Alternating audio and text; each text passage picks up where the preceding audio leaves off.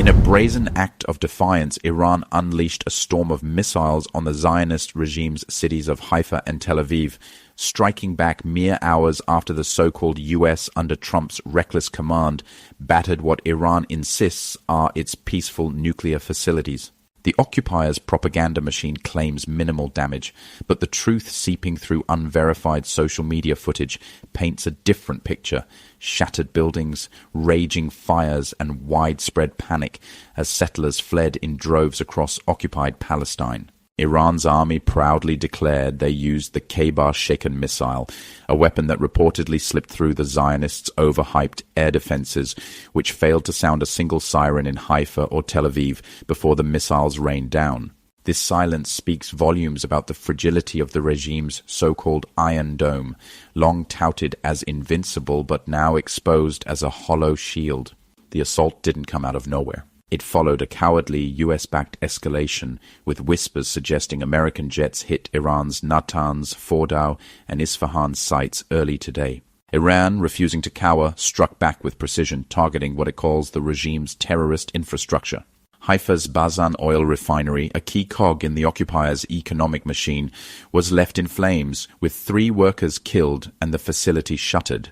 Tel Aviv, the heart of the settlers' stolen prosperity, saw apartment blocks and high-rises reduced to rubble, with at least 14 deaths reported across the occupied territories. Social media clips, though unverified, show the chaos: charred concrete, twisted steel, and rescue teams scrambling as the regime's veneer of control crumbled. What's chilling is the claim that no sirens wailed before the strikes. If true, it's a damning indictment of the Zionists' defense systems, which have soaked up billions in US aid yet failed to warn settlers of impending doom. Iran's Khaybar missile, named after a historic Muslim victory, isn't new. It was used in October 2024 to hit Zionist military bases, but its apparent ability to bypass defenses suggests Iran's growing edge in this shadow war. The occupiers' own reports admit some missiles evaded interception, hitting residential areas and infrastructure, though they downplay the scale. Posts from June 22nd scream of catastrophic failure, with one alleging a direct hit on an air defense system in Tel Aviv's residential neighborhoods. Then there's the wild rumor of a secret Zionist nuclear facility being obliterated. Iran's state media and a few ex-users floated this. The regime's nuclear arsenal, an open secret it refuses to acknowledge, has long been a target for speculation. Strikes near Tel Nof Air Base in October 2024 fueled similar talk, but the lack of radiation leaks or global outcry makes this latest claim smell like propaganda for now. Still, the mere suggestion of such a hit sends shivers through the occupiers' ranks, exposing their vulnerability despite decades of US-funded military dominance.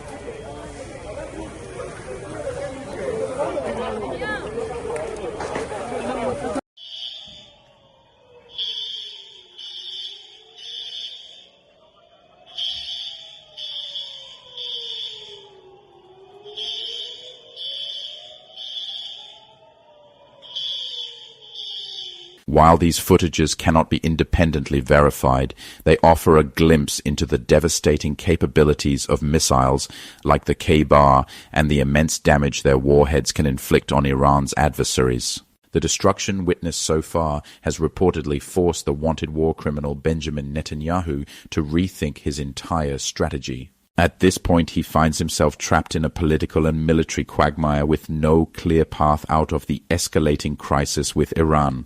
His initial objectives for the war now appear increasingly unattainable, especially as warmonger Donald Trump has backtracked on his campaign promises not to initiate new wars. The Khaybar missile, also known as the Khorramshahr 4, is far more than just another addition to Iran's missile inventory. It is a bold strategic message. Designed by Iran's Ministry of Defense, this advanced missile represents a major breakthrough in Tehran's long-range strike capabilities. With a reported range of up to 2,000 kilometers and the ability to carry a warhead weighing around 1,500 kilograms, The Khaybar brings vast portions of the Middle East, including American bases and Israeli territory, within striking distance. But its strength isn't only in its reach. What truly sets the Khaybar apart is its use of advanced guidance systems and maneuverability during the mid-course phase of flight, a phase in which many traditional ballistic missiles simply follow a predictable arc. By altering its trajectory mid-flight, the Khaybar becomes a nightmare for enemy missile defense systems, especially ones like Israel's Arrow or the American Patriot batteries stationed across the Gulf.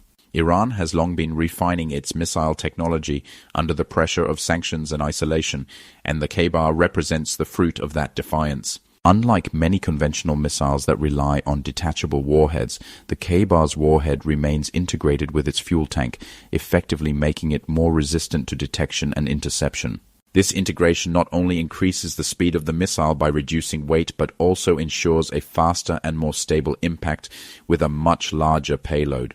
Iranian engineers have managed to refine the missile's liquid fuel system, significantly reducing launch preparation time, a crucial advantage in any surprise response scenario. For context, older models took hours to prepare. The Khaybar, by contrast, can be launched in minutes, making it a first-strike weapon in any high-stakes conflict. What also makes the Khaybar missile remarkable is its symbolism. The name Khaybar is derived from a historic battle fought by early Muslims in the 7th century, signifying resistance against superior enemy forces. The missile's naming is not accidental. It reflects Iran's messaging that it views its weapons development not as an act of aggression, but as a form of historical and ideological resilience. In a region plagued by asymmetry, where Western powers and their allies enjoy air superiority and advanced warfare platforms, Iran's ballistic missile program levels the playing field. When a missile like the Khaybar is paraded or test-fired, it's not just a demonstration of hardware, it's a declaration of strategic depth and independence. Retaliation. So the amount of damage is not relevant at all. They have waged war. They've carried out war. They're just like Netanyahu. My understanding is, well, since it's too early, I don't want to go into details because there may be some things, there's some information missing, so I need more time to figure out everything.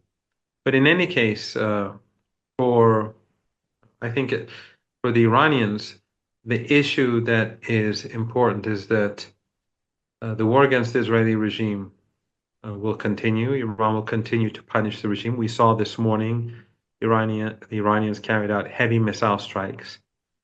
And 24 hours a day, the Iranians are carrying out drone strikes, and many of those drones are hitting their targets. And they're also emptying air defenses. The Iranians are not going to halt their nuclear enrichment program under any circumstances. In addition to that, I can say that Iran, although they haven't decided, but we are moving closer to Iran leaving the NPT. So if only to protect Iran's assets, Iran should from now on rethink its cooperation with NPT so that the United States and others would not know what Iran is doing, so that they cannot kill people or destroy assets. Again, even though what the United States did today was not of great significance in the sense that there wasn't much damage, there wasn't extensive damage, but they carried out an act of war. And that is what's important to the Iranians. So it will have global consequences because the UN Charter no longer has any value. It will have military consequences because Iran will retaliate, and it will have consequences for the International Atomic Energy Agency, because in future Iran is going to think differently about how it cooperates and what sort of information, if any, should be given to bodies that are controlled by the United States. As I'm sure you know, the International Atomic Energy Agency's Board of Governors is a political body. It's not a technical body. And I did a DeepSeek search, and 17 of the members, DeepSeek isn't always right, neither are any of the other AI um, uh, apps, but 17 of the 35 member states are European and North American. And then Korea and Japan are also permanent members. That gives the West a very clear majority on all issues. And so when the IAEA is used as a tool for Western domination and Western hegemony and to justify aggression, then I think that there are going to be serious discussions in Tehran about our future relationship with this body. So what the United States has done is going to have major consequences. Yeah, I would like to push back on the idea that the charter, UN charter, has been thrown out, but it's a bit difficult. I think, again, this is for the US and the Europeans who spoke for the past 3 years about unprovoked aggression in Ukraine. This is an actual unprovoked aggression, and I've seen so far this morning the responses coming from Kaja Kallas, the EU foreign policy chief, and Ursula von der Leyen, the president of the European Commission, was, Iran is not allowed to have a nuclear weapon, which is a very, yeah, which at least I interpret as a statement of support. But this is the only thing they have to lean into, it seems. That is, well, Iran can't have a nuclear weapon, and Israel has a right to defend itself. It's such a strange argument to make when their own intelligence services recognize there is no nuclear weapons program, and it was a surprise attack. I mean, this is, yeah, I don't, beyond what's being done to Iran and the non-proliferation treaty, I don't think people appreciate necessarily what's being done to international law. This, you can't really go back to what it was anymore. But you did mention Iran might pull out of the non-proliferation treaty as a consequence. Would this be simply as seeing as a way of yeah, not wanting the inspections, given that the IAEA hands over information, or would it be perhaps also to develop a nuclear weapons as a as a deterrent against future attacks? I can't speak on behalf of the government, but I think that without a doubt, the questions that are being raised in Iran is that the IAEA, which acts as an agent for the West, obtains information and passes it on to Iran's adversaries so that they can bomb the country. And then, as you pointed out, Western leaders and politicians and officials justify it and say Israel has the right to defend itself. So the Israelis can slaughter people, destroy countries, carry out war, and it's all self-defense. Anything that the Israeli regime does, whether it's massacring children, as we saw this morning, there was another major massacre, it's all self-defense. The Europeans, Americans have created this dystopian world where words mean nothing anymore. They just play with words, and the meaning of words is what they choose for them to mean at that particular moment.